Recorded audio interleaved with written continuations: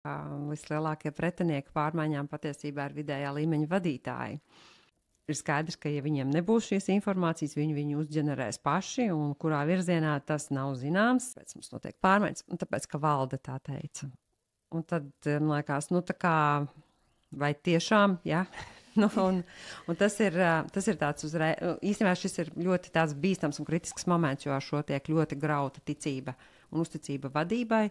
Un uzņēmumā bija ieviesuši dokumentu aprits elektronizāciju, kad mēs vairs nenēsājam dokumentus, un tur bija traģēdija arī bija traģēdija lietvedībā, jo izrādījās, ka cilvēks, kas šos dokumentus nēsā no kabineta uz kabinetu, viņam tā bija iespēja satikt to puisi, kas viņai ļoti patika. Esiet sveicināti, podkāstā strādā gudri, nevis smagi. Mani sauc Ilze Čerevko, un šajos raidījumos mēs runājam par to, kā sasniegt un izdarīt vairāk, tērējot mazāk resursus.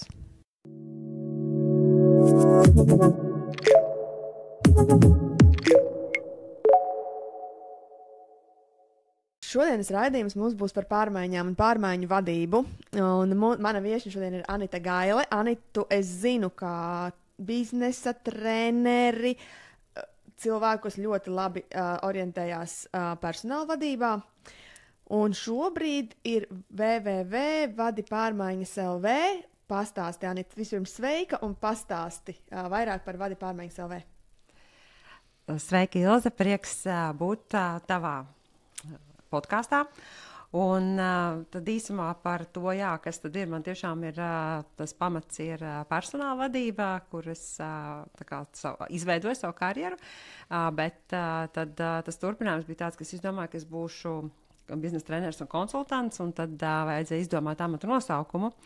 Un tad tas amatu nosaukums, ko es sev piešķīru, bija pārmaiņu arhitekta, jo es biju nesen kā samācījusies pārmaiņu vadīšanu Lielbritānijā, un man šķita, ka tiešām iet un stāstīt cilvēkiem un organizācijām par to, kā vadīt pārmaiņas, varētu būt ļoti laba lieta, jo pārmaiņu vadīšana palīdz organizācijām izvairīties no krīzēm. Līdz ar to cilvēki var būt daudz relaksētāki un dzīvot un strādāt ar mazāku stresa klātbūtni. Gadiem ejot, tad attīstījās gan mana pārmaiņu vadīšanas prakse, gan arī es sāku meklēt partnerus. Un vienā brīdī, kad es jau mācījos nākošo metodi, kas ir ProSai metode pārmaiņu vadīšanā, satiku kolēģi Jāni Gredzenu no Spring Valley.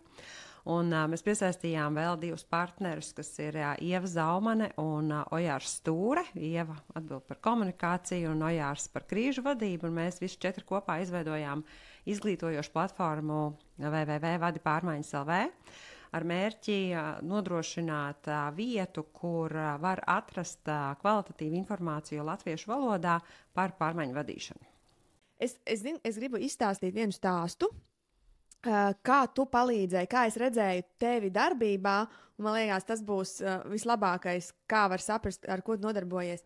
Es kādu laiku atpakaļ strādāju vienā ražošanas uzņēmumā, mēbeļu ražošanas uzņēmumā, un mēs bijām izgājuši cauri digitalizācijas projektam, ieviešot ERP sistēmu, un otrs bija Lean kultūras ieviešana uzņēmumā. Tie nebija projekti viegli, tās bija cīņas ar darbiniekiem, cīņas ar arī taiskaitā vadību un ar kolēģiem. Un tas pēdējais, kas mums bija jāizdara, bija jāmaina algu sistēma. Un zinot, cik mums grūti gāja jau ar šiem projektiem, mēs domājam ārprāts, algu sistēmas maiņa. Tas nozīmē, ka mēs ķersimies klāt pašam dārgākajam un svarīgākajam, kas ir darbiniekam viņa algai. Un tur ir jābūt visam ļoti labi nostrādātam, tāpēc mēs pieaicinājām Anitu. Un, tur bija savas metodas, kā mēs to darījām. Protams, mēs arī iesaistījām brigadierus, kuri nāca un teica, kas strādās, kas nestrādās. Es arī atceros, kā mēs vienreiz sagatavojāmies tavai vizītei, bijām salikuši, ko mēs mērīsim un par ko mums piemaksas. Un tu atnāc un saki, Ilze, kas tas ir? To taču nevarēs izmērīt. Un tad mēs sapratām, ka mums ir jāpārstrādā savas labās idejas un beigās bija ļoti arī, ar katru cilvēku mēs izrunājām viņa algu kopā, aprēķinājām, tu mums arī uzrakstīji skriptu, kas mums ir cilvēkiem jāsaka, lai visi saka vienu lietu, nevis katrs pa savam. Un beigās no 150 darbiniekiem tikai vienam bija pretenzijas pret jaunu algu sistēmu. Tad mēs sēdējām ar ražošanas vadītāju, un ražošanas vadītājs saka, kā tas var būt, ka tikai vienam bija pretenzija, kaut kas nav kārtībā. Es saku, nē, man liekas, ka tieši šoreiz mēs esam kaut ko izdarījuši pareizi, jo šīs pretestības nav. Un tas ir tas, kā tu strādā. Tu atnāc, tu palīdzi, tu tā kā izskatāt treneris tiem cilvēkiem, kas varbūt nezin, kā tās pārmaiņas vadīt. Tā kā paldies tev. Man liekas, šis bija labākais pārmaiņu projekts, kurā es esmu piedalījusies ar vis tādām nesāpīgākajām sekām.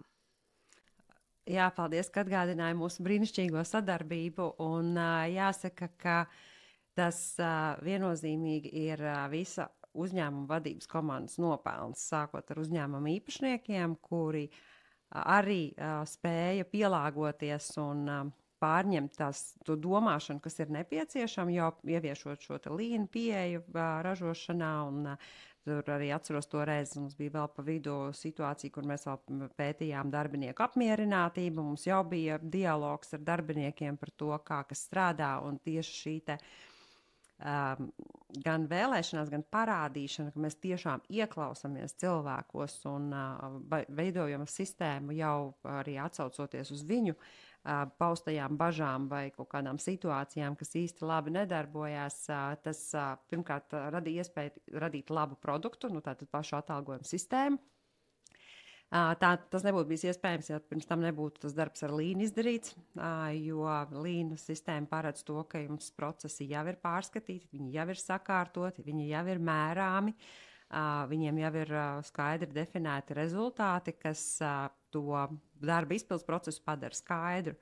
Ja darba izpildes process ir skaidrs, tad pielikt cenu, kam katram klāt, tas jau ir tāds sekundārs, varētu teikt, jautājums. Tā kā mums šķiet, ka jā, tā alga ir svarīgākais vai tā samaksa ir svarīgākā, bet viņi veidojās tieši no šiem mazajiem soļiem. Kamēr organizācijā nav skaidri tie mazie soļi, tikmēr paskaidrot algu sistēmu ir grūti. Bet tajā brīdī, kad mums ir visiem skaidrs, kā notiek darba process, cik ilgi katra darbība paņem, cik daudz zināšanām jābūt katram solim, tad arī ir viegli saprast, kāpēc mēs amatam vienam nosakam šādu samaksu, amatam citam citu. Un, protams, arī noteikti arī sava artava tajā visā bija tajā, ka darbinieki jau bija pieraduši pie pārmaiņām. Ja tas ir pirmais kaut kāds pirmās lielās pārmaiņas, tad, protams, ka pretestība būs daudz lielāka nekā tad, ja tas jau ir kaut kāds 3., 4. pārmaiņu process salīdzinoši īsā laika periodā, kur cilvēki ir iemācījušies, ka jā, ir pārmaiņas, jā, varbūt kādā brīdī nav viegli, bet rezultāts ir pozitīvs, viss notiek uz labu. Tad arī ir vieglāk pieņemt to, ka tagad mainās vēl kaut kas.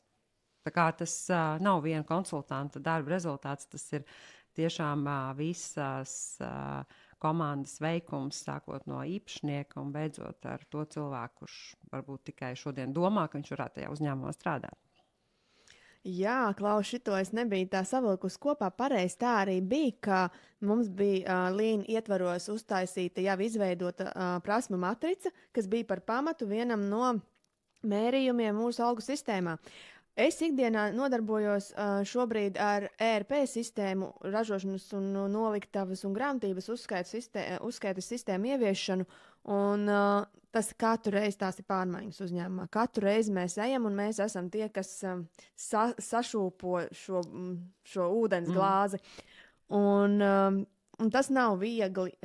Ļoti reti ir šie pārmaiņu procesi, kur mūs gaidītu ar atplestām rokām visi, un visi būtu tādi sadarboties griboši. Un tas, ko es esmu novērojis, tās 3 lietas, kāpēc mums ir tik mokoši, ir tas, ka tāda pārmaiņu vadība kā tāda vispār netiek pieminēta bieži vien. Otrs ir, ka ļoti cilvēki fokusējas uz to tehnisko izpildījumu, uz to tehnisko risinājumu, un neviens nedomā, vai cilvēki to vispār varēs izdarīt, vai viņiem tas būs pa spēkam. Arī tās apmācības ir tāds, teiksim, tā kā tāds pielikums, jā, vajadzēs apmācīt, bet visi ļoti uz to risinājumu ir vērsti. Es atceros arī vienā uzņēmumā, kur mēs centāmies un ieviesām sistēmu. Vadītājs teica, grāmatvedēji tur bija diezgan liela pretestība, un vadītājs ienāca kabinetā, un manā klātbūtnē arī teica, mēs mainām sistēmu, ja vajadzīgs, mēs arī nomainīsim grāmatvedi. Bet es nezinu, vai tas viņai nostrādāja, bet īstenībā viņa bija viena no labākajām beigās grāmatvedēm, ar kādas es strādāju pārmaiņu procesā. Nu jā, un tad trešais ir tas, ka nav tā īsti tās skaidrības par mērķi, jo tad, kad mēs jautājam, kas tad būs tas labais rezultāts, ka tā sistēma tiks ieviesta, visbiežāk jau saka, vairāk nopelnīsim, gribam vairāk pelnīt, bet mums vajag kaut ko vairāk nekā tikai gribam vairāk pelnīt. Kā tu no savas puses ar kādām lietām, tādiem 3 tādām punktiem, ko tu varētu pateikt, kas tajā pārmaiņās nedarbojas, kas ir tie šķēršļi, ka tu esi vadījusi pārmaiņas uzņēmumos? Tie lielākie šķēršļi droši vien ir jāmin par tādu cilvēku, es teiktu, tā ir tāda nepārliecība par sevi, ka es varēšu iemācīties.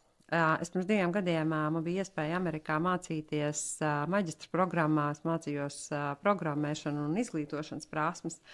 Un tur ļoti liela vērība tika pievērsta gan tam, ka cilvēki iemācīsies to tēmu, kas tur ir, bet tieši tikpat daudz vērības tika piegriezta jēdzienam self-efficacy, kas ir mana pārliecība, ka es šo varēšu izdarīt. Lai cik tas nebūtu sarežģīti, vienalga, vai tas būtu uzprogrammēt kaut ko Pythonā vai izveidot sarežģītu pārvaldības modeli Excelī, vai salikt konsultāciju scenāriju, bet tas nav stāsts tikai par to, ka es zinu, kādiem elementiem tur jābūt kādā secībā, bet tā ir mana pārliecība, ka es varu to izdarīt. Un cilvēkiem mums šīs pārliecības biežiem pietrūkst, ka jā, es protu strādāt tā kā vajag šodien strādāt, bet man nav pārliecības, ka es varēšu iemācīties un varēšu būt veiksmīgs arī tajā jaunajā veidā, vienalga, kas tas tāds arī būtu. Tā kā tas noteikti ir tāds, es teiktu, manuprāt, tāda pamatlieta. Tad otrs, protams, ir stāsts par vadītājiem, par šo te vadītāju savukārt prasmi vadīt pārmaiņas, jo tu jau pieminēji, ka mēs ļoti daudz uzmanības pievēršam tehniskiem aspektiem. Tātad, vai mums būs programmatūra, vai mums būs pareizais tur iekārtas atnāks laikā un īstenībā tās mācības, kas tiek nodrošināts arī pārsvarā, bieži vien ir tiešām tehniskas, tā kā mums ir jāapmāca cilvēks strādāt ar kaut ko jaunu, ja, vai tā būtu programma vai kaut kāda iekārta. Bet mēs izslēdzam ārā šo psihoemocionālo reakciju par to, ka, lai cik novecojis būtu mūsu iepriekšējā iekārta, cilvēki te ir emocionāli pieķērušies. Viņiem patīk tas darba process, kā tas viss ir noticis, tur ir kaut kādi rituāli gadiem izveidojušies, un mēs šo te tā kā mēģinām paslaucīt zem paklāja, ka tam nav nekādas vērtības, bet tam ir emocionāla vērtība, un lai arī ar to bieži vien neko nevarēs tiešām izdarīt, tomēr ļaut cilvēkiem, ka tās emocijas ir vietā, ka viņām ir vispār vieta, ļaut pasāpēt, pabēdāties. Tas ir arī viens no tādiem lieliem izaicinājumiem, jo mūsu vadītājiem parasti ļoti gribas atrisināt visas problēmas, bet šī ir tā problēma, kur no problēma to jau nevar atrisināt. Tā ir vienkārši cilvēka spēja būt blakus cilvēkam, kurām tajā brīdī ir grūti, un neaiziet tajā toksiskajā pozitivitātē, ka liecies mierā, tas taču ir tikai darbs, vai tā kā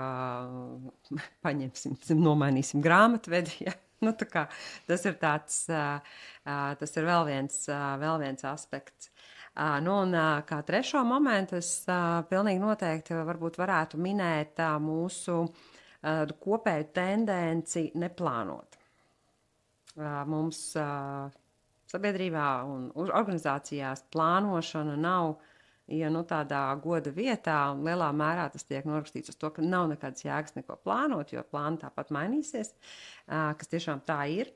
Bet mēs ar kolēģiem no Vada pārmaiņas LV jau 3. gadu veicam pārmaiņu indeksu pētījumu, un jau 3. reizi pārliecinamies par to, ka tās organizācijas, kurās notiek pārmaiņu plānošana, tajās pārmaiņas notiek veiksmīgāk termiņā un attiecīgajā budžetā, un cilvēki tur jūtās labāk.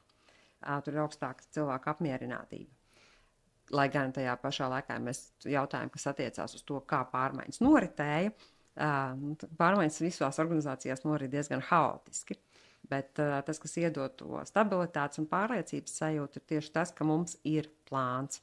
Un tas ir tas, kas ir tas trešais iemesls, ko es teiktu, ka mums nav plāna, un mēs nedomājam, ka mums ir, mums ir jāieguldās tā plāna izstrādāšanā. Klau, tu ar saviem 3 punktiem atbildēji uz mani jautājumu par to, kāpēc vispār pārmaiņu vadība ir nepieciešama. Jā, tas ir par to, ka mums tā pretestība arī būs mazāka, mums būs stabilitāte. Ja tev būtu jāatbild, tātad, kā jau mēs arī šajā sarunā jau pieminējām, ka vairāk ir vērsts uz to tehnisko, tas nozīmē uz projektu vadību. Vai tu vari pateikt, ar ko atšķirās projektu vadība no pārmaiņu vadības? Principā, tur, protams, zinātnieki strīdās, ja? Bet man tajā ziņā ļoti patīk prosai piedāvātais skatījums par to, ka ir šis tehniskais aspekts un ir cilvēciskais aspekts. Pārmaiņu vadīšanā šie aspekti abi divi ir klātesoši, jo skaidrs, ka mēs nevaram rūpēties par cilvēkiem kaut kādā jaunā situācijā, kamēr mums tās jaunās iekārtas nav, jo kamēr mēs tikai runājam par to jauno iekārtu, tas nav reāls, un es vispār nevaru to iedomāties, kā tas būs. Un savukārt šī pārmaiņu vadīšana viņa vairāk attiecās tieši uz šo, kā mēs dabūsim gatavu, ka cilvēki lieto šo jauno iekārtu un nevis mēģinās viņu sadaudzīt, kā to darīja cilvēki kādreiz pagājušā gadsimta sākumā rūpnīcās, kur viņiem šķita, ka tas izbēgs viņu darbu. Vai arī, piemēram, mūsdienās ļoti tipiska problēma ir, kur cilvēki un organizācijas izveido aplikācijas, bet tad cilvēki viņas nelieto. Un šis ir tas mirklis, kur, projektu vadība ir notikusi, aplikācija mums ir, bet cilvēki viņu neizmanto. Un tas nozīmē, ka tur pārmaiņu vadīšana nav notikusi, jo cilvēki nav atraduši šo aplikāciju, vai nu vispār nav atraduši, vai nav atraduši par labu esam. Podkāsta tapšanu atbalsta Moneo uzņēmums, kurā es strādāju. Moneo ir Latvijā radīta uzņēmuma resursu pārvaldības ERP sistēma, kas ļauj iegūt patiesu un operatīvu informāciju par uzņēmumā notiekošo, vadīt ražošanas, tirzniecības un pakalpojumu sniegšanas procesus. Moneo ir efektīva ražošana, kārtība noliktavā un laimīgs grāmatvedis. Ticiet man, grāmatveži mūs mīl!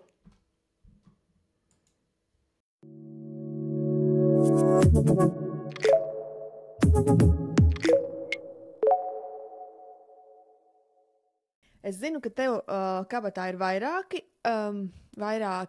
pārmaiņu vadības, teiksim tā, kaut kā certifikāti, ja? Šodien mēs parunāsim par šo prosī vairāk, un lai to varētu tā skaisti ietērpt, tad neiesim visam cauri, jo tas būs ļoti gari, un tur ir 3 dienu apmācības, mums ir tikai 1 stunda. Bet tā doma ir tāda izvest cauri, lai tieši mēs parādītu, kā var strādāt ar šo pretestību, jo arī tajos pētījumos ir rādīts, kad ir šīs pārmaiņas, tad pārmaiņu lielākais izaicinājums ir pretestība. Vislielākais procents, ar ko visi vadītāji atzīmē, ir pretestības pārvarēšana. Tā ir, man liekas, vai ne? Zini kā, tas ir tas, ko parasti saka, kad ir tā pretestība, bet es pēdējā laikā esmu nonākusi pats līdz pārdomām par to, ka iespējams, ka mums ir bišķiņ jāmaina arī pašiem, kā mēs liekam virsrakstus dažādām lietām. Un mums tas šķiet ļoti ērti uzlikt virsrakstu, ka tajā brīdī, kad mēs domājam par jebkurām pārmaiņām, tad pirmā nākamā doma, kas mums ienāk prātā, ir darbinieki pretosies. Kā būtu, ja mēs šo domu nomainītu nevis par to, ka darbinieki pretosies, bet par to, kā mēs vislabāk organizēsim sadarbību ar darbiniekiem. Tā kā vārdu pretestība atstājot ārpusē, jo tikko es ielieku vārdu pretestība, tā man arī pašai asins sāk kāpt, ja, un tad, kas nozīmē, kad ir kaut kāda emocionalitāte, tikko man ir klāta emocionalitāte, kas ir tur satraukums, bailes, dusmas, iespējams iepriekšējais aizvainojums no iepriekšējā pārmaiņu procesa, otra puse to var vienkārši noreflektēt. Viņiem pašiem varbūt ir pat pilnīgi ok šīs pārmaiņas, bet viņi jūt, ka man ir. Tad viņi domā, nu, labi, ja jūs pasūtījāt, jūs arī dabūsiet. Tā kā sākam, es aicinātu sākt šo vārdu likt plauktā un sākt lietot varbūt tādu vārdnīcu, kas ir iekļaujošāka un iesaistošāka.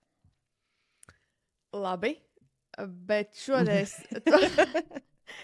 tomēr paliksim pie tās pretestības. Lai tas būtu jēgpilnāk, man ir, teiksim tā, izveidots vidējā Latvijas uzņēmuma profils, ar ko es strādāju, kad mēs viešam tieši digitālās pārmaiņas, un iesim šim uzņēmumam cauri un izvadīsim šo uzņēmumu cauri šiem soļiem, lai redzētu, kā tas varētu darboties arī dzīvē un gan jau kādam arī noderēs. Uzņēmums ir ražošanas uzņēmums, 50 darbinieki, līdz 10 miljoniem apgrozījuma, atrodas Rīgā. Un šis uzņēmums ir strādājis ļoti labi.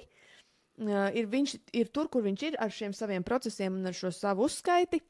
Un šo uzņēmumu ir iepriekšējais īpašnieks nodevis saviem bērniem. Un tas ļoti šobrīd arī bieži parādās, ka jaunā paudze atnāk, un viņiem tas, kas tur notiek un kā līdz šim ir noticis, galīgi nepatīk. Viņi ir gājuši labās skolās, vecāki ir veidojuši savu uzņēmumu un nodrošinājuši bērniem labu izglītību. Jā. Un, protams, ka viņi atnāk ar citu redzējumu. Savām zināšanām, jā. Nu, un tad, ko redz šis jaunais uzņēmējs? Viņš atnāk un redz, ka lielākā daļa cilvēku strādā Exceļos. Grāmatvedē ir sava programma, bet tajā neviens cits netiek iekšā, izņemot grāmatvedi. Un tad ir Excels ražošanas vadītājiem un ir iepirkējiem, un tad ražošanas vadītājs nāk pie iepirkēja un saka, man pietrūkst izēvielu. Iepirkējs atver savu Excel, viņš saka, pie manam tev jāpietiek. Un tad, kura Excels tad ir svarīgāks? Protams, iepirkējs ir viens no galvenajiem cilvēkiem uzņēmumā tādā ziņā, ka viņš zina, kad tās lietas, kuras ir pasūtītas, atnāks. Un tad iepirkējs kļūst par tādu vietējo izziņu biroju, un katrs nāk un prasa, kad būs, vai tu pasūtīji, cik tu pasūtīji, no kā tu pasūtīji, un šī mikrokomunikācija notiek katru dienu.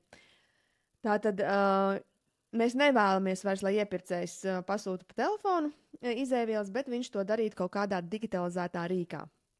Pārdevējs uzņēmumā savukārt viņam ir apnicis tas, ka pasūtījumi kavējas un viņam jau trūkst atrunu klientu priekšā, kāpēc šoreiz atkal kavēsies. Tātad pārdevējs grib sekot līdz ražošanas procesam un jau preventīvi redzēt, ka kaut kas varbūt neiet tā kā vajag, un arī klientu jau preventīvi pabrīdināt, nevis uzzināt nākamajā dienā pēc termiņa, kad mēs nenosūtījām, jo nesaražojām. Ja? Nu, lūk, un, protams, kā gribās arī uzskaitīt visu ražošanas procesu, jo gribās zināt, cik tad izmaksā tas produkts, ko mēs ražojam. Varbūt kaut kas nav vairs jāražo, jo tas vairs nav rentabls. Varbūt mums kāds klients vispār nav rentabls. Bet, lai mēs to zinātu, mums jāuzskaita ražošanā visas izēvielas, laiks, ko mēs uz šo produktu patērējam, jo līdz šim ražošanas uzskaita vispār netika veikta. Kaut kas ar noliktavu tika darīts, bet ražošana bija tāda melnā kaste, kur izēvielas pazuda. Un iznāca gatavais produkts. Bet kā tas tur notika, cik daudz uz katru gabalu izlietoja, to neviens nezina. Nu, lūk, šis ir tas uzņēmuma profils, ar ko tu sāktu. Es tagad pārstāvētu šo uzņēmumu, ar ko tu sāktu manu izjautāšanu. Nu, tad tā sākotnējā informācija jau ir pietiekami plaša un pietiekami skaidra. Es droši vien sāktu ar to, ka es pajautātu, vai ir sakartēti procesi.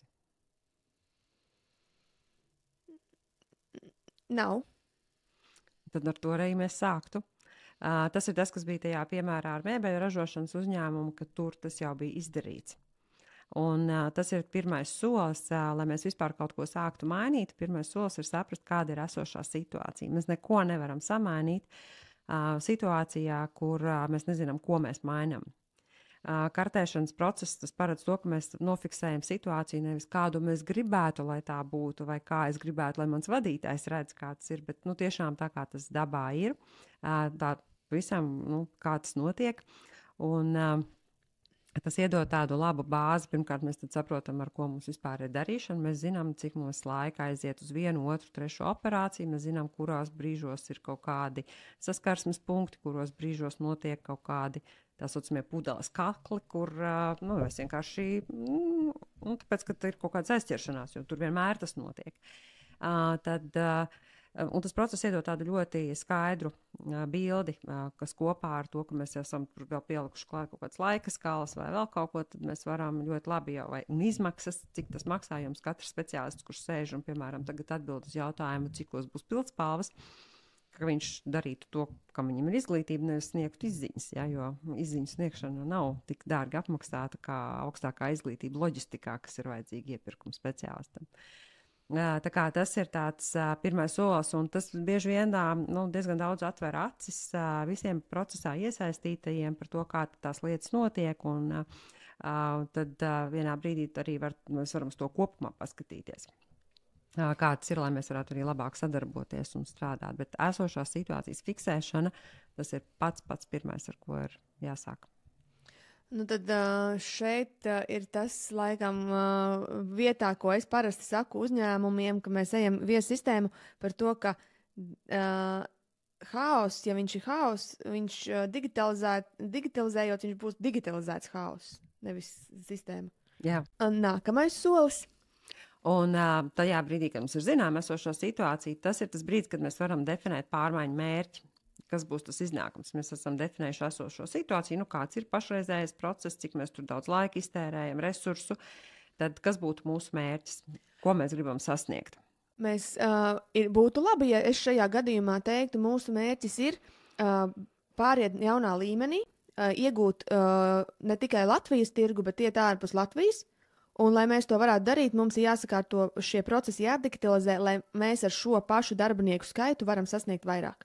Tas būtu, vai viņš ir pārāk izplūdis?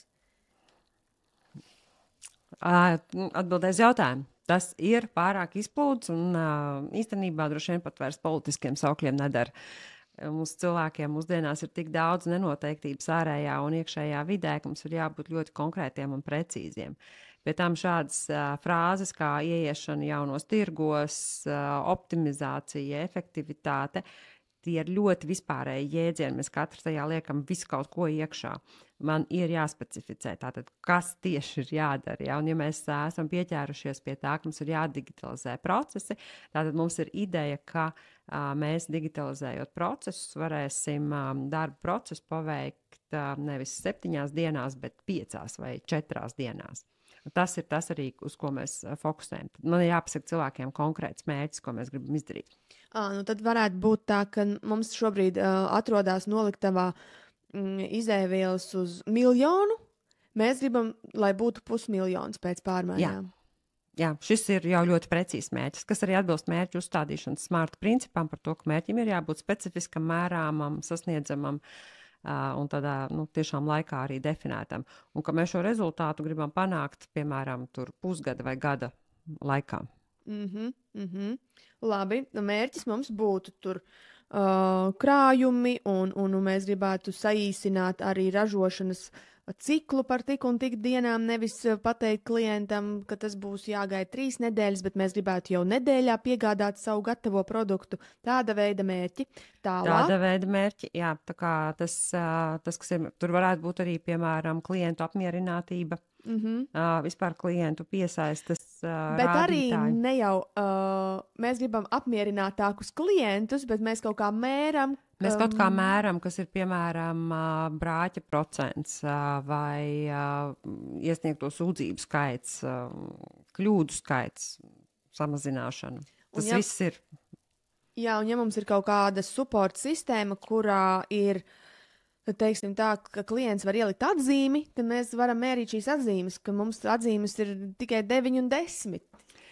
Mēs varam mērīt attiecībā uz atzīmju tehniku. Es esmu drusciņa varbūt bišķi skeptiska, jo tur tas efekts būs tikai pirmajā brīdī, ja cilvēki to pamanīs.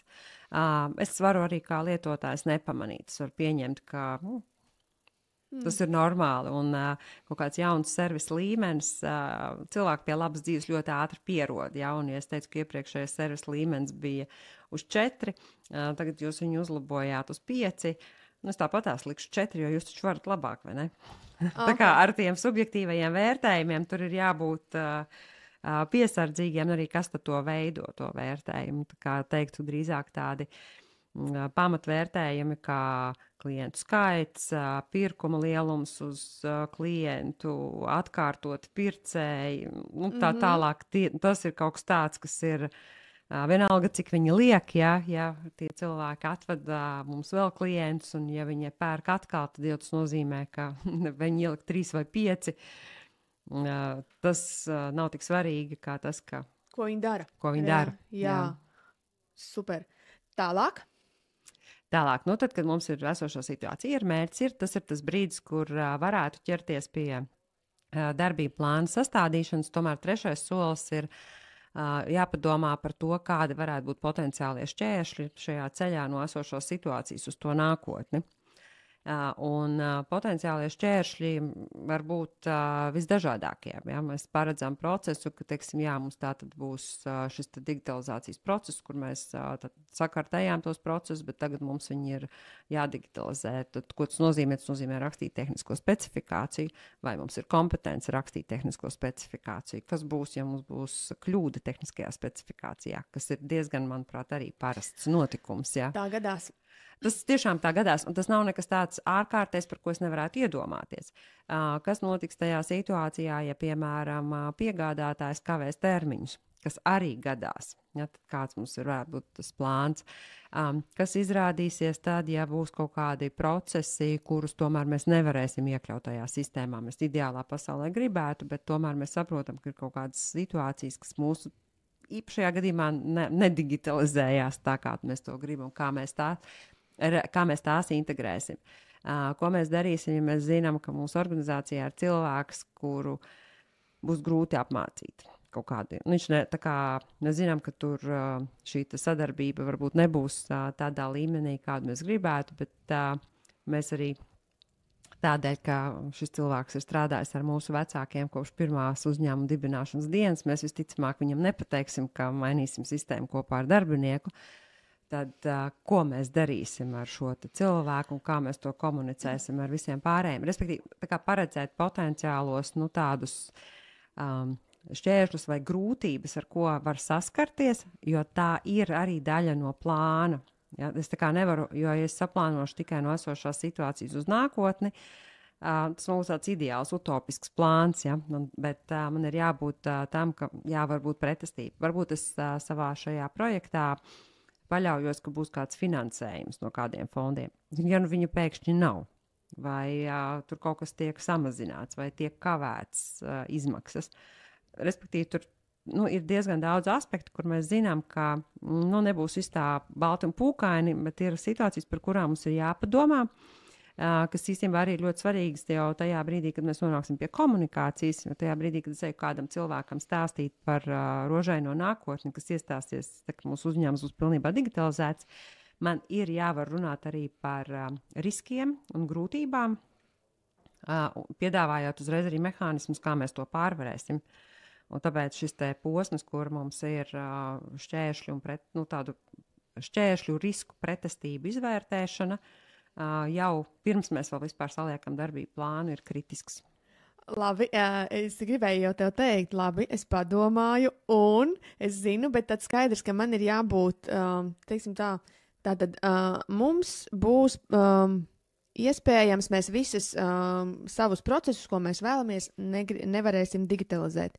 Tātad, ko mēs darīsim?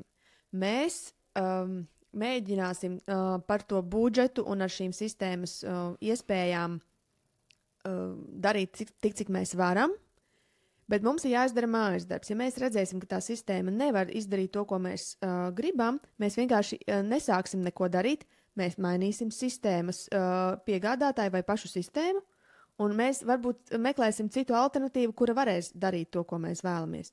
Ja tomēr nē, tad mēs no esošā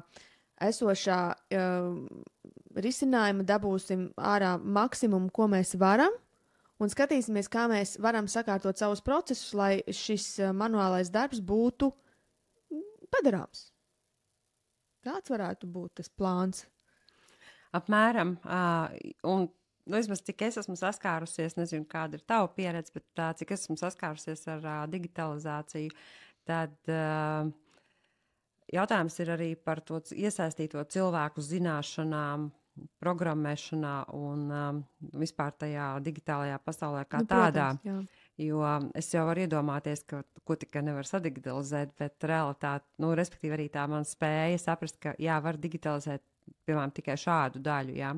Tā kā spēja arī pašiem pieņemt un pielāgoties tai jaunajai kārtībai, tas arī ir diezgan svarīgi. Bet tev ir pilnīgi taisnība, ka tas, ka es apzinos šķērsli, tas nenozīmē, ka es atsakos no projekta.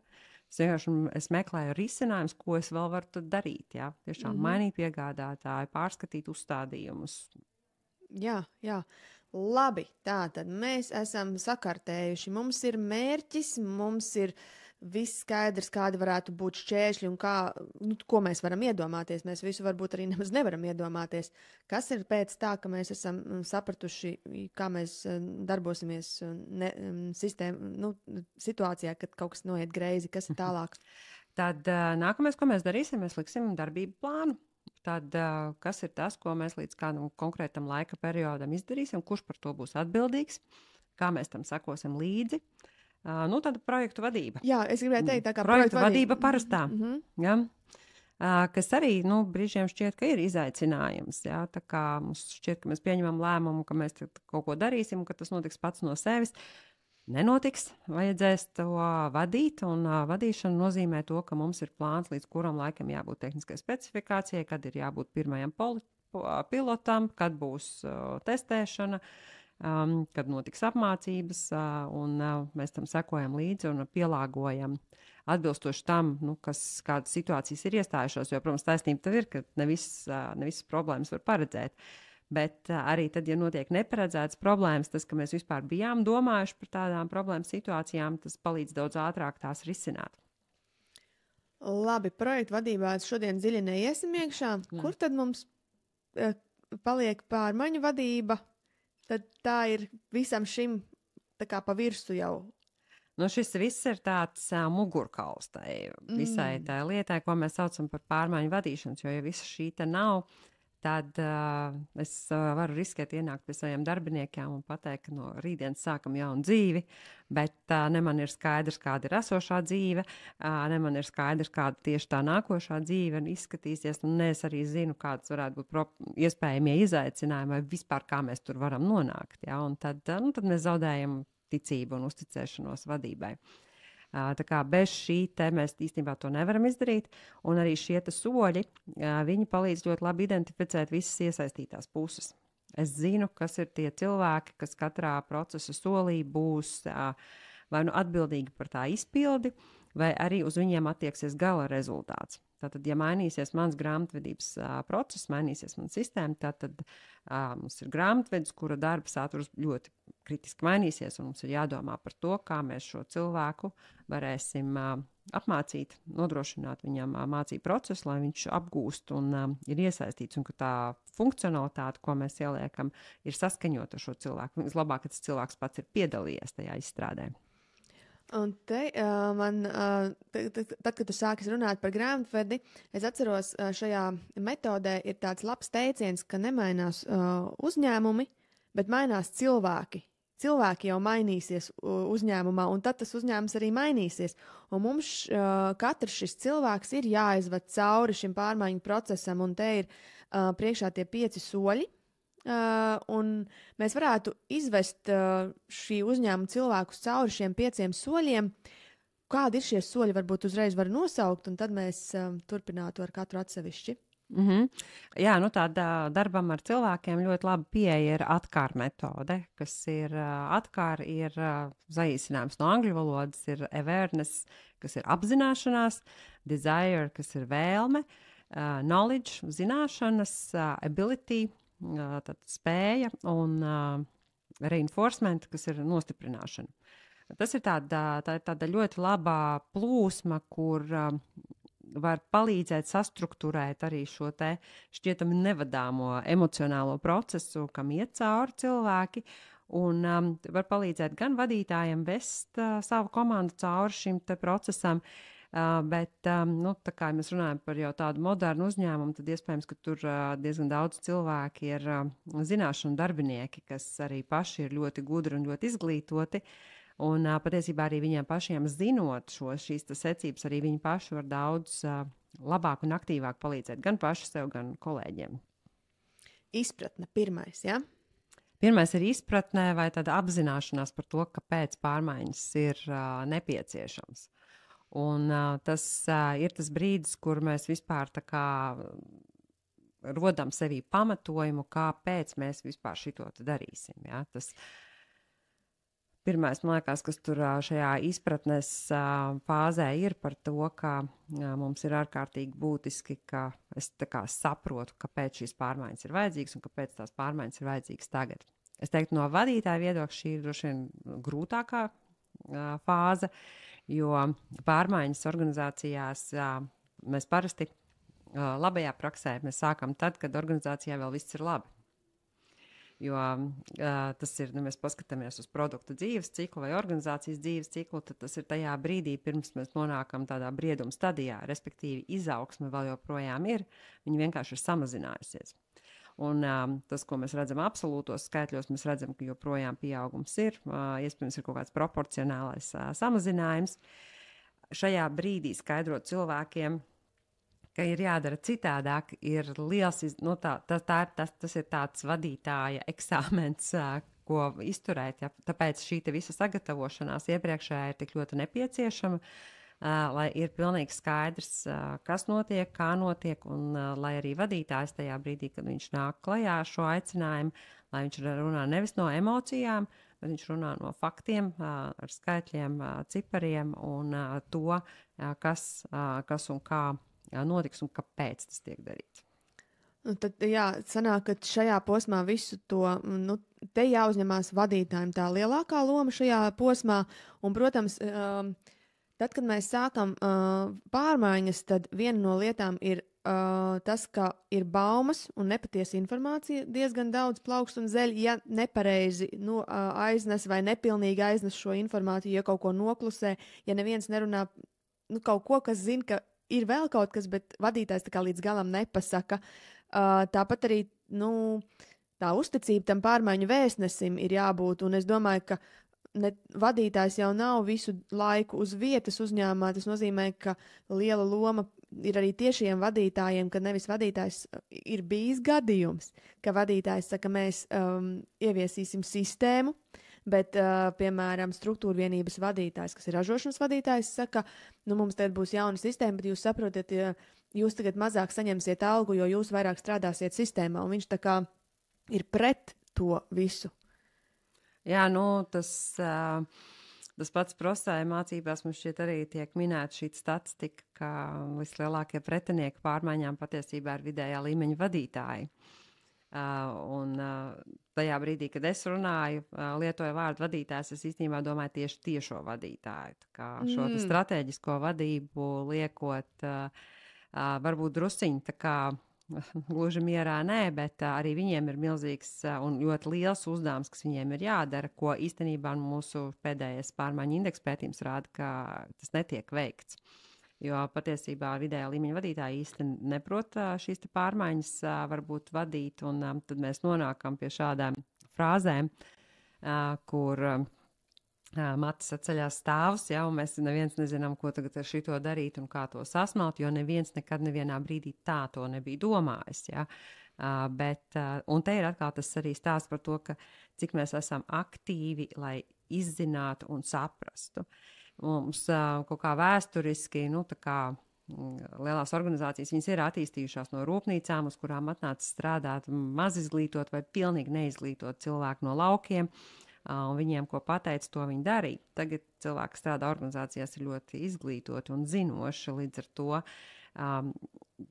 ir skaidrs, ka, ja viņiem nebūs šīs informācijas, viņi uzģenerēs paši, un kurā virzienā tas nav zināms, jo viņi ir ļoti radoši vēl pie visa. Ja.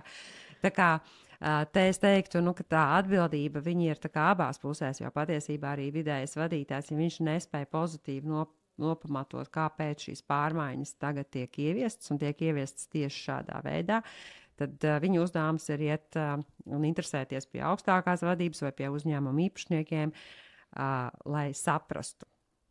Lai es pats vispār saprastu, kāpēc tas tā notiek. Un tas nav par to, ka man nepaskaidroja, jo bieži vien tā situācijas ir tādas, ka es jau domāju, ka es paskaidroju. Bet es varbūt kaut kā es domāju, ka tas visiem ir pats par sevi saprotams, bet cilvēkiem nav pats par sevi saprotams, un tad tā vietā, lai noskaidrotu trūkstošos elementus, es aizēju un pasaku, kāpēc mums notiek pārmaiņas, un tāpēc, ka valde tā teica.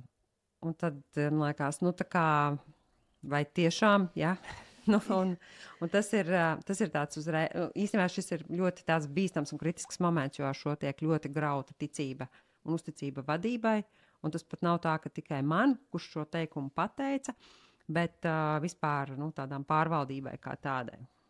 Klau, kas būtu, tās būtu viens uz viens sarunas ar darbiniekiem, tās būtu informatīvi ēpasti, kopējā sapulce.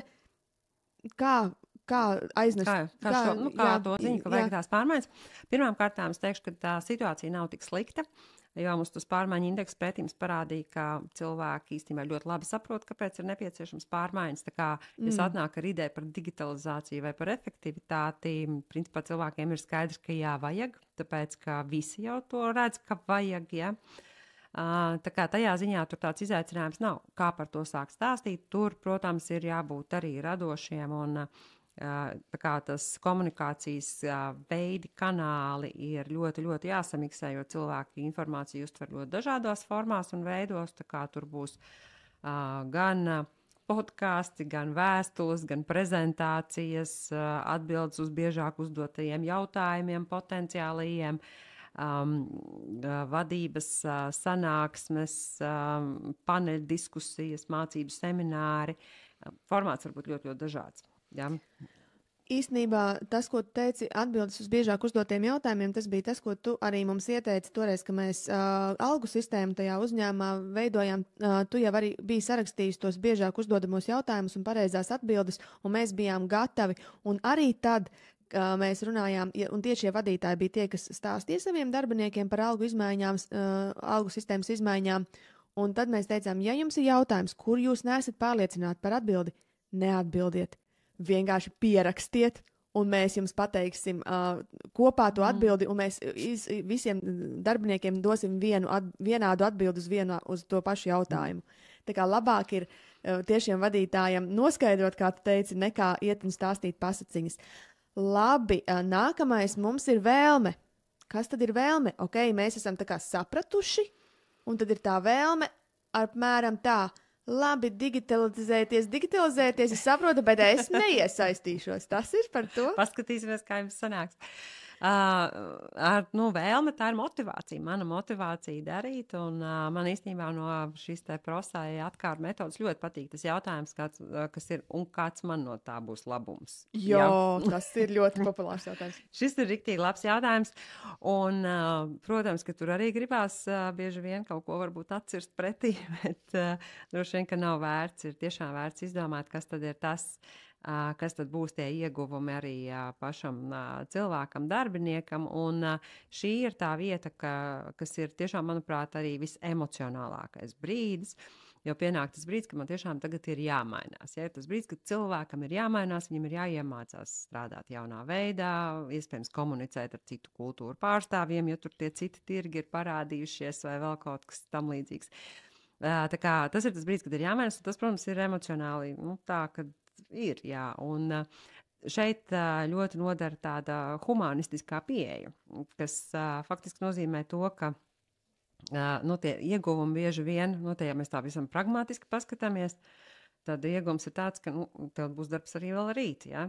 Ja mēs šito izdarīsim. Ja nē, mēs nezinām vairs, vai būs vai nebūs. Mēs īstenībā šo neesam vienmēr tā gatavi tieši pateikt, jo tas ir diezgan dramatiski. Bet tad ir tāds labs brīdis arī sarunai. Šis gan bieži vien ir tiešām individuāli vai mazās komandās par to, ko vispār cilvēkiem nozīmē darbs šajā organizācijā, kāpēc tieši šajā amatā, kas ir tas, kā Viņi redz, kā viņi var atbalstīt, ka organizācija paliek konkurētspējīga arī šodienas apstākļos un ir gatava tam, kas potenciāli varētu atnākt rīt, jo jebkuras pārmaiņas, pat ja viņas nebija diezko veiksmīgas, vai beigās izrādījās, ka vispār to nevajadzēja mainīt, vajadzēja uz otru pusi mainīt. Tas viss ir tāds labas mācīšanās process, un jo organizācijā vai uzņēmumā ir labāka šī te prakse mācīties, jo ir labāka tā ilgtspēja un tas, ka tas uzņēmums vispār ir. Tā kā palīdzēt cilvēkiem saprast to, kā viņa mērķis, kas visticamāk, cilvēks grib stabilu darbu un atalgojumu noteiktā dienā, bet kad cilvēks viens var nesaprast to, kā tieši šī te organizācijas mērķu sasniegšana palīdzēs sasniegt viņa mērķus, un šis ir brīdis, kur vadītājam ir jāvar šo stāstu salikt, un tas stāsts būs katram individuāls, jo katram jau mums tie mērķi ir atšķirīgi. Un pie tam jautājums, vai katrs cilvēks pats arī vispār zina savus mērķus, respektīvi, jā, es prasu, kāds man no tā būs labums, bet vai es pats vispār zinu, kādu labumu es no tā gribu.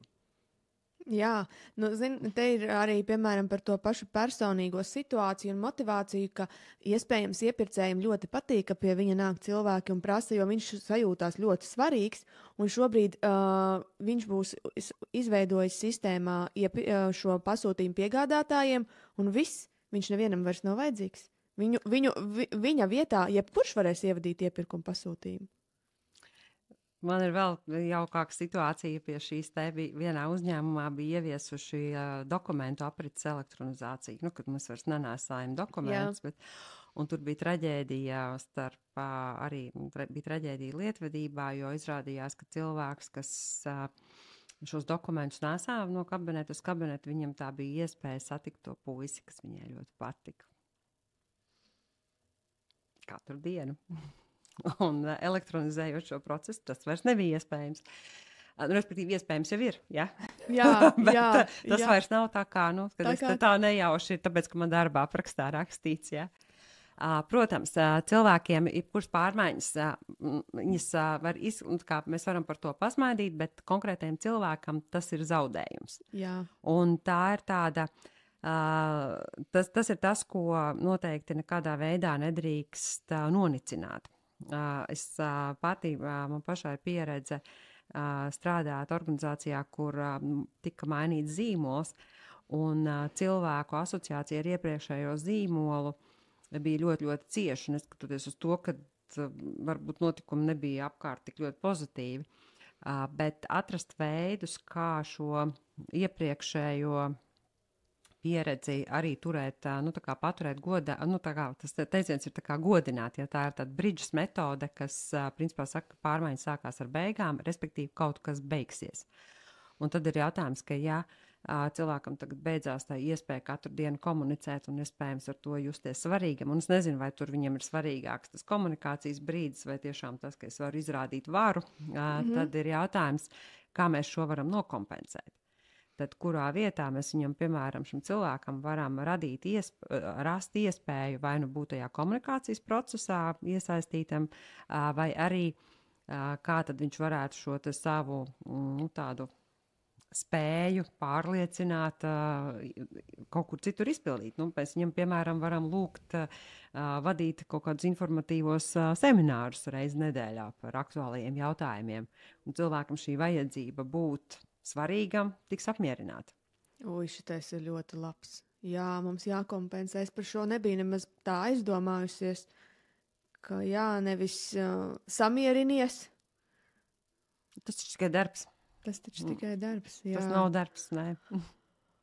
Un šajā vēlmes radīšanas procesā tās arī ir pārsvarā sarunas un tāda iedziļināšanās un rokas turēšanas pulsa, lai redzētu to komandas noskaņojumu. Tas ir, lai redzētu komandas noskaņojumu, dzirdētu argumentus. Protams, ka šajā fāzē ir ļoti daudz emociju un arī spēt šīs emocijas šķirot no faktiem, jo ir pat tehnikas, kas saka, ka mums ir jāļauj cilvēkiem izpaust visas viņu negācijas. Uzdevums numur 1 ir, ja cilvēki būs visu pateikuši, tad viņi būs pateikuši, tas būs izventilēts un būs labāk. Bet tajā pašā laikā, tajā ventilācijas procesā var atklāties kaut kādas lietas, par kurām mēs nezinājām. Pirms tam jums nevienam neienāca prātā pajautāt, un šie tehniskie jautājumi ir jārisina, jo, ja viņi netiks atrisināti, nu, tad tur būs cilvēki, kas sēdēs un teiks, nu, es taču teicu, manī neviens neklausījās. Vai arī, kāpēc es neteicu, jūs man neprasījāt? Jā. Labi, laiks mums ieskrien uz priekšu, ejam pie 3. punkta zināšanas. Un te man tiešām ir tāds arī daudz pieredzes stāsta par to, ka cilvēki atnāk uz mācībām, viņus sādzen vienā telpā bez šiem pirmajiem 2 izpratnes un vēlmes, un tad viņi atsēž. Un cik daudz naudas uzņēmumi palaiž vējā, sūtot nemotivētus darbiniekus mācīties. Tāpēc tikai pēc šiem pirmajiem 2 soļiem var nākt 3. solis zināšanas apmācības, vai ne? Dažādi var būt. Dažādi, jā, var, protams, arī tas treneris, kas būs, var radīt šo te ieinteresētību. Bet fakts ir tāds, ka, ja mēs mācāmies, tur mums ir jauna IT sistēma, vai mums ir kaut kāda jauna iekārta, un ir skaidrs, ka, ja man vispār interesē darbs, tad jau es nākšu un šo te lietu iemācīšos. Ja, tajā ziņā tas varbūt nav tik liels izaicinājums, bet tiešām ir šeit vairāk rūpe ir par to, ka vispār nodrošināt iespēju mācīties, lai nav tā, ka mēs pasakam, ka es tā kā iemācījos pati, tu arī iemācies pati. Ja? Kas ir stāsts par to, cik mēs vispār atbalstam tajā procesā, jo mācīšanās tā ir mega piepūle. Un tas arī nav tāds process, kur mēs varam, iemācīsieties peldēt, ielaidīsim ūdeni, tas šeit īsti nestrādā. Klau, bet ko tu teiktu, tādos gadījumos ir uzņēmumi, kuri iedod materiālus un saka, tagad vakarā brīvajā laikā izlasi. Kā ir, vai darbiniekam ir jāmācās brīvajā laikā, vai tas ir laba prakse? Droši vien, ja man jautājums, kādas man būs attiecības ar to vadītāju un ar to organizāciju, ja es esmu ļoti motivēta un iesaistīta, tad droši vien, kad es arī atradīšu savu brīvo laiku, ko tam veltīt, jo atkal jau drusciņi varbūt ir tā blakus tēma, kas ir par to, ka, ja es esmu tiešām tāds zināšana darbinieks, tad man ir ļoti jārūpējās par to, ka mana kompetence, prasmes un viss cits ir tajā līmenī, kas ir nepieciešams. Un es patiesībā arī pats varētu būt ieinteresēts papildus darba laikam vēl apgūt jaunās zināšanas. Tā kā tas ir arī no katra pašas ambīcijas, bet skaidrs, kā likums tomēr ir tas, ka šim mācību procesam ir jānotiek darba laikā. Tas, kas, protams, ir izaicinājums ir ļoti ir noturēt produktivitāti, tāpēc, ka mācoties cilvēkiem produktivitāte ir zemāka, jo es mācos. Tur arī pati, es nezinu, es ceru, ka es drīkst atsaukties uz šo piemēru, ko tu minēji par to, ka tev pirmais podkāstu ieraksts ilga 7 stundas. Jā. Un tagad tas ilgs stundu, kas nav par to, ka, tas ir vienkārši tāds pilns piemērs tam, ka mācīšanās prasa laiku. Jā, būs rezultāts, bet tas prasīs ilgāku laiku, bet cilvēks iemācīsies, un viņš darīs to ļoti raiti un labi un daudz labāk nekā bija, bet šis ieguldījums te būs. Tas, starp citu, es domāju, ir viens no iemesliem, kāpēc daudzas organizācijas kavē ar pārmaiņu ieviešanu, jo zina, ka šis potenciālais kritums būs, un tad tas risks, ceļš, ja jau ir rezultāti aizgājuši lejupslīdē, tas ir ļoti, ka mēs nezinām, cik tālu tas nokritīs. Mums, piemēram, vajag tagad nevis 100, bet 1000 cilvēkus apmācīt kaut kādā jaunā lietā, kur mēs nezinām, cik ātri viņi to varēs apgūt vai nevarēs. Tāpēc mācīšanās ir tā zināšana apgūve, bet tas ir kaut kas tāds, kas arī ir jāplāno. Tam arī ir jābūt tādam, ka mēs mācāmies tiešām to, ko mēs varam izmantot, un mums ir jābūt tam iespēja to izmantot tūlīt. Jo es arī zinu vienu stāstu, kur cilvēki personāla daļa bija uzdevuma augstumos, viņi bija mācību plānu realizējuši tā, kā bija plānā. Diemžēl tehniskā daļa tajā gadījumā kavējās. Un pēc 3 mēnešiem, kad bija gatavs tehniskais risinājums, cilvēkiem vajadzēja iet mācīties atkal, jo tā ir IT sistēma, ja es viņu ikdienā nelietoju, es viņu nevaru vairs labi ar viņā strādāt. Mums ir pat tā, ka grāmatveži, kur strādā sistēmā un kaut kādas darbības veids reizi gadā, viņi tāpat piezvanīs mums uz supportu un pajautās, kā tur bija, jo reizi gadā to darot, tu nevari Kā to atcerēties. var darīt? Jā. Un par zināšanām, tad, kad es tā vienā uzņēmumā viesu Līnu, tad mēs tur arī tādus cilvēkus kā trenerus izvirzījām. Un beigās bija daži cilvēki, kuriem tā iepatikās apmācīt citus, ka viņi gāja palīgā tiem, kuriem tā kā negāja tik viegli. Un bija forši arī tiem, kam patīk komunicēt, būt tiem gudrajiem, viedajiem kolēģiem, un otri nejūtās slikti, jo viņi zināja, ka viņiem vienmēr būs tas atbalsta plats. Šeit mēs varam daudz izdomāt, nevis izdomāt, bet izmantot savus kolēģus šajā mācību procesā. Un es esmu arī dzirdējusi uzņēmumu pieredzi, ka cilvēki, kuri ir pensijas vecumā, viņi nevēlas iet pensijā, bet viņi arī varbūt vairs nevar fizisku darbu darīt vai kaut kādu tādu darbu darīt, kas ir tajā uzņēmumā, un viņi kļūst par mentoriem. Viņi vairs nestrādā, bet viņi kļūst par mentoriem, viņi palīdz apgūt jaunajiem zināšanas, un tādā veidā viņi jūtās noderīgi. Varbūt viņi mazāku algu saņem par to, bet viņi ir noderīgi, viņiem ir kur nākt un pavadīt laiku. Ļoti labi, mēs varam parasināt arī vēl sociāls dabas jautājumus. Jā. Tātad, mums ir jāņem vērā esošās zināšanas, mums jānodrošina šīs piekļuve arī mācību materiāliem. Manuprāt, ja mācību materiāli atradīsies kaut kur uz Google diska un būs jāmeklē, un viņus būs grūti atrast, tas arī mazinās. Mums ir viss jāpadara ļoti ērts, ka tās zināšanas krīt mutē. Ka viņas krīt mutē, un es arī īstenībā esmu redzējis tādus diezgan pabiezus PDFs, kur viņas neviens nelasa. Ja? Tā kā tur var pat netērēt laiku šito radot, ir jādomā par tādām infografikām un viegli uztveram informāciju, kur katrs solis ir katrā lapā, lai es varu norientēties, jo man jau tāpat visa kā pietiek, ja es to nevarēšu izdarīt. Es nevarēšu to informāciju ātri atrast, tad nezināšu, kur meklēt, es to nelietošu. Mēs Moneo arī esam, starp citu, mācīšanās nolūkos izveidojuši YouTube kanālu, kur viss ir mazos īsos video. Ievadam rēķinu, kā ievadīt rēķinu, uzspiežu un daru līdzi. Ļoti patīk lietotājiem, nevis lasīt. Labi, nākamais ir spēja. Jā, spēja. Tas, ka es zinu, vēl nenozīmē, ka es daru. Jā. Tas ir tas moments ar to, ka man ir jānotic, ka es tiešām to varu izdarīt. Un man ir jānotic tam, ka es to tiešām, tas ir par to spēju un varēšanu, ka jā, es daru. Un tas ir arī par to, ka man ir jāatalgo tajā brīdī, kad es daru tajā jaunajā veidā. Un šis arī ir tāds moments, kas ir slidens, jo cilvēki dara, bet viņi to podkāstu raksta 7 stundas, nevis stundu. Man liekas, par ko es varu atalgot, jo man vajag 7 reizes augstāku ražīgumu. Bet kamēr es neatradīšu iespēju pateikt cilvēkiem paldies, ka viņi mēģina jaunas lietas, ka viņi mēģina darīt jaunā veidā, tikmēr motivācija darīt un mēģināt kaut ko jaunu, viņas nav. Un ja cilvēkam nav šīs tāda treniņa un tās iespējas praktizēt, tad tas nenotiek. Un šeit ir arī pie šīs spējas, te ir arī tas atbalsts, kas ir ikdienā. Tad viens ir tāds pozitīvi atgriezeniskā saite par centieniem, otrs arī jau tavs pieminētais mentoru funkcija, ka šajā gadījumā cilvēki to sagaida no vadītāja, no augstākās vadības par to, ka mans ir atbalsts, kas man var palīdzēt iet uz priekšu. Tā kā tas nav tikai par to, ka es kaut ko izlasīju vai noskatījos YouTube vai biju kursos, bet kad es varu praktiski praktizēt un cilvēki, kas ir man apkārt, vadītāji, viņi tic, ka es to varēšu izdarīt. Tādā mērā, ka arī es pats noticu, ka es to varēšu izdarīt.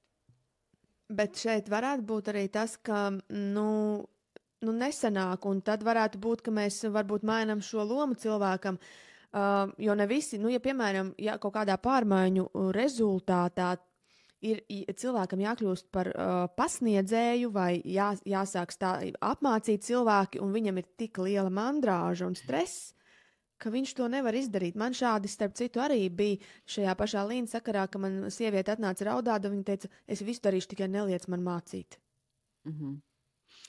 Tā var būt.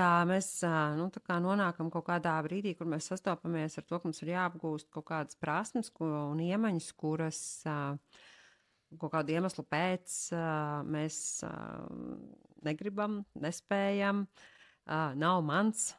Ja?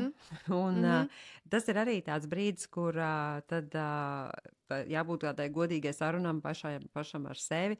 Ja es šo te nevaru izdarīt un nespēju iemācīties, tad kādas ir alternatīvas? Iespējams, es varu turpināt darīt savā iepriekšējā lomā strādāt, ja, kas nozīmē to, ka nebūs kaut kāda amatu, algas pielikums vai paaugstinājums, bet es varu darīt iepriekšējā lomā.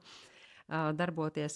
Iespējams ir tā, ka, ja notiek vispārēja reorganizācija un ir tā, ka skaidrs, ka šajā lomā, tur bez šī loma vairs tā kā nav iespējama, tad ir mums droši vien jāatrod veids, kā mēs savu sadarbību cieņpilni pārtraucam un palīdzam viens otram atrast nākošos karjeras izaicinājumus. Bet tas ir tāds, tas bez tā testa to bieži vien droši vien nevar izdarīt, bet skaidrs, ka ja es nevaru, tad es tur neeju, ja, tad. Un tie pasākumi šajā Bet arī tas, ko es šeit gribētu uzsvērt, ka uzņēmuma uzdevums šajā situācijā nav apkalpot to cilvēku. Tā kā, ja mums ir organizācijas struktūra, organizācijas process paredz, ka jaunais darba apraksts ir šāds, un mums nav paredzēts kādu turēt, tāpēc, ka mums ir grūti ar viņu šķirties, tas nav pienākums. Ja? Cits ir tad, ja mēs esam nolēmuši, ka tur cilvēks ir nostrādājis pie mums 40 gadus, viņam ir 5 gadi līdz pensijai, un mēs to daram. Ja, tad daram, bet lai nav situācija, kur mēs cilvēkam, kurš potenciāli var atrast vieglu darbu, arī vieglāk vai grūtāk atrast darbu citur, ka mēs viņu tad pieturam tikai tāpēc, ka mums nebija drosmes šo sarunu novadīt, tad mēs dabūsim cilvēku, kurš pirmkārt visiem stāstīs, ka drīkst nemainīties, ka tas saiet, un vispārējai arī redzēs, kā mums veicās ar vadīšanu. Skarbi, bet, protams, uzņēmums ir ar galveno funkciju tomēr gūt peļņu un radīt biznesu, jo, ja viens cilvēks velk uz leju, viņš rada zaudējumus visiem kopā, visam uzņēmumam kopumā. Kas ir šie spējās? Tad mēs nodrošinām tādu vidi, kur var izmēģināt savas spējas. Ja mēs runājam, piemēram, par sistēmas digitalizāciju, tad visiem ir testa bāze, kurā viņam ir skaidri un plūstoši jāizdara savus darbiņš, un tad, kad viņš to izdarīs testa bāzē, viņš var iet dzīvajā bāzē, piemēram, to darīt kompānijā. Nostiprināšana, nākamais noslēdzošais solis. Tas ir arī izaicinošs, vai ne? Šis ir droši vien viens no grūtākajiem, jo droši vien, kad diezgan daudz klausītāji ir mēģinājuši arī savā dzīvē kādas labas pārmaiņas ieviest, tur, piemēram, ieturēt gavēni vai skriet no rītiem vai vēl kaut ko tam līdzīgu. Visādas brīnumainas lietas, un tas labi strādā pirmās 3 dienas, ja. Un tad iestājās noturēšanas fāze, ja, vai es varu šo te pārmaiņu noturēt, kas, manuprāt, mums arī tā ļoti skaisti atved atpakaļ uz to piemēru, ko mēs izrunājām sākumā par šo uzņēmumu, kur iemesls veiksmē bija tas, ka uzņēmuma īpašnieki varēja noturēt to pārmaiņu, ka arī viņi ir cilvēki, arī tur ir emocijas un spēt šo visu izturēt. Jo, ko nozīmē ieviest līnu, tas nav, ka es ieviešu līnu manā cehā, tas nozīmē, ka arī mans galds ir tīrs un kārtīgs, neatkarīgi no maniem ieradumiem. Un tas ir tāds gan raksturu pārbaudas moments, gan, protams, ja mēs runājam organizācijā, tad jautājums ir par sistēmām, kas to atbalstīs. Tā kā tāda atalgojuma sistēma šeit ir vietā, jautājums, vai cilvēki tiek atalgoti par to, ka viņi strādā tajā jaunajā formā, kā viņi tiek atalgoti, kā mēs izskatām kaut kādas novirzes no tā, kā tas strādā vai nestrādā, un ko mēs darām, lai arī brīdī, kad ir kaut kāda kļūda vai nepilnība, ka mēs pēc iespējas ātrāk atgriežamies tajā jaunajā. Šis ir tāds, tiešām turēšanas moments, ja, kas patiesībā var ilgt diezgan ilgi. Bet jo lietotājiem draudzīgāks risinājums ir, jo parasti tas arī diezgan raiti notiek. Patiesībā, jā, tajā atalgojuma sistēmā mēs iestrādājām, iešuvām iekšā to, ka ir šī disciplīna, un disciplīnas viens no rādītājiem arī bija darba vides sakārtošanā mēs veicām auditus, un tās darba vietas, kurām bija slikti rezultāti visu laiku šajā sakārtošanā, vienas no Lean instrumentiem, tad tas bija piesiets arī atalgojuma sistēmai, un nevis tā, ka mēs tev neizmaksāsim kaut ko, bet tu neiegūsi šo piemaksu. Tu vienkārši vari iegūt, ja tu to darīsi, bet ja tu to nedarīsi, tu neiegūsi. Nevis mēs tev kaut ko atņemsim, bet tu nedabūsi to konču. Jā, ļoti labs veids. Nu jā, un, protams, un kā ir ar svinēšanu, man liekas arī svarīgi pārmaiņu vadībā iet maziem solīšiem un mācēt nosvinēt to, ka kaut kas ir izdevies. Un šis īstenībā ļoti vērtīgs moments. Paldies, ka tu par to atgādināji arī šajā kontekstā. Ar to svinēšanu ir tā, ka kad mēs svinēsim. Jā, tad, kad mēs būsim digitalizējušies un mums būs tie 50% mazāk krājumi, tad mēs tajā pustukšajā noliktavā varēsim svinēt. Respektīvi, tas, ko es gribu ar to pateikt, ka šī pārmaiņu panākumu svinēšana viņai arī ir kaut kas, kas ir būtiska daļa no jau darbības plāna. Mēs svinam katru soli, katru paveikto soli, katru mazo sasniegumu ceļā līdz tam lielajam rezultātam. Jo mūsdienās organizācijās nenotiek vairs viena pārmaiņa. Mūsdienās organizācijās notiek vairākas pārmaiņas paralēli, krustām šķērsām, tās pārmaiņu iniciatīvas ir daudz. Jo mums ir digitalizācija, mums ir jauns tirgus, mums ir filiāls atvēršana, mums ir adreses maiņa. Tur var sarakstīt veselu sarakstu.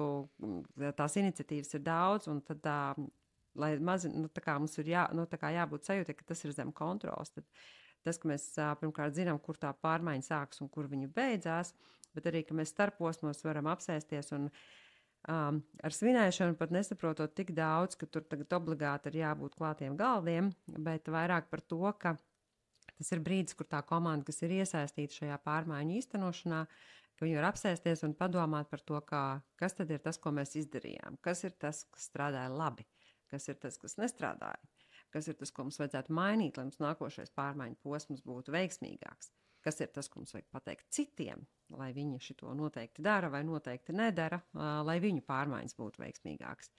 Tā kā tā svinēšana ir vairāk tāds brīdis, kad apsēsties un paskatīties. Man tajā ziņā ļoti uzrunā viena latviešu tautas dziesma, kas ir par to, ka arāji ņecētāji ir uzaruši lauku, un viņi sēž saulītē un spriež par to, kāda būs vasariņa. Un šis ir svinēšanas brīdis. Tie nav ne Jāņi, ne Ziemassvētki. Tas ir tas brīdis, kad viens darbs ir izdarīts, un mēs varam apsēsties, paskatīties, papriecāties par to, kas ir paveikts, un padomāt par nākotni. Ļoti skaisti. Klau, kas būtu tas, ko tu ieteiktu? Varbūt ir kāda literatūra, ko izlasīt par pārmaiņu vadību. Un es vienmēr saviem viesiem jautāju par kādas vērtīgas grāmatas, vai tev kaut kas nāk prātā? Par pārmaiņu vadīšanu grāmata, kas man nāk prātā, ir Making Sense of Change Management. Un tā ir noteikti grāmata, kas ir tāda laba rokas grāmata par to, kā vispār pieiet pārmaiņu vadīšanas procesam. Jā. Un otrs noteikti ir, laikam pat nebūs otrs, nē.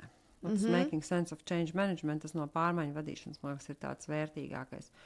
Un, protams, var ieteikt latviešu valodā skatīties Vada pārmaiņas LV, kas varbūt nav grāmata, bet mēs tāpat esam centušies salikt pēc iespējas tādu labāku informāciju par to, plašāku tādu izglītojošu informāciju par gan pārmaiņu vadīšanas procesu, gan komunikāciju, lai vismaz ir ideja, no kurienes sākt meklēt.